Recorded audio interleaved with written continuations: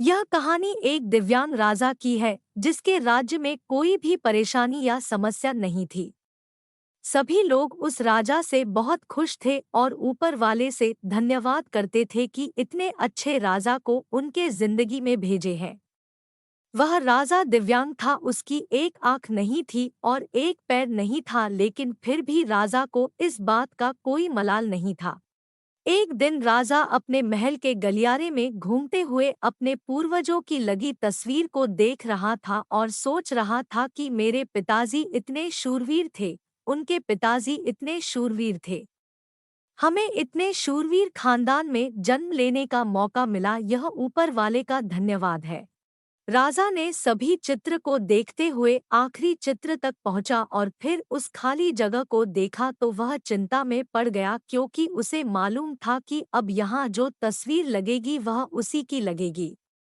लेकिन राजा को इस बात की चिंता नहीं थी कि वह मर जाएगा। चिंता इस बात की थी कि वहाँ जो पेंटिंग लगेगी वो कैसी लगेगी।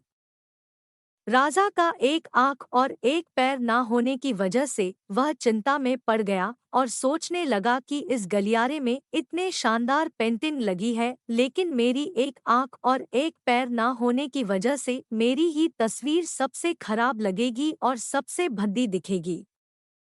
राजा ने सोचा कि मेरे मरने के बाद पता नहीं कैसी पेंटिंग बनेगी, और क्यों ना मैं अपने जीते जी ही एक शानदार पेंटिंग बनवाऊं, ताकि मुझे ये सुकून मिल जाए कि मेरी यहाँ अच्छी पेंटिंग लगेगी। अब उस राज्य में ऐलान करवा दिया गया और सभी पेंटर्स को बुलाया गया और कहा गया कि जो भी पेंटर राजा का शानदार पेंटिंग बनाएगा उसे शानदार इनाम मिलेगा।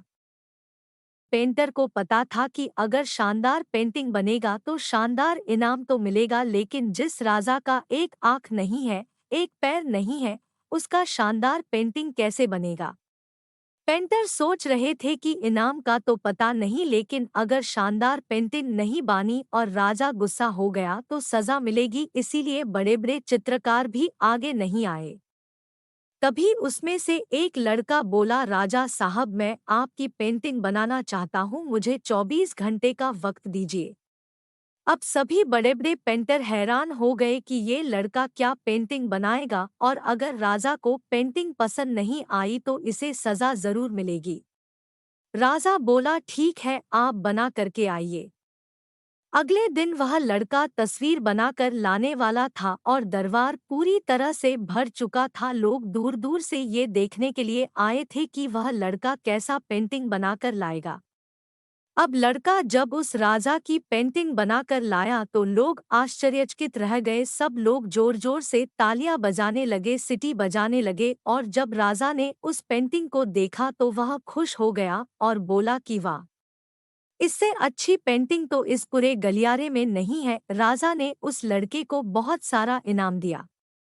अब आप सोच रहे होंगे कि उस राजा की क्या पेंटिंग बनी होगी जिसकी एक आंख नहीं है और एक पैर नहीं है। कैसा पेंटिंग बना होगा। उस तस्वीर में लड़के ने उस राजा को एक घोड़े पर सवार किया था।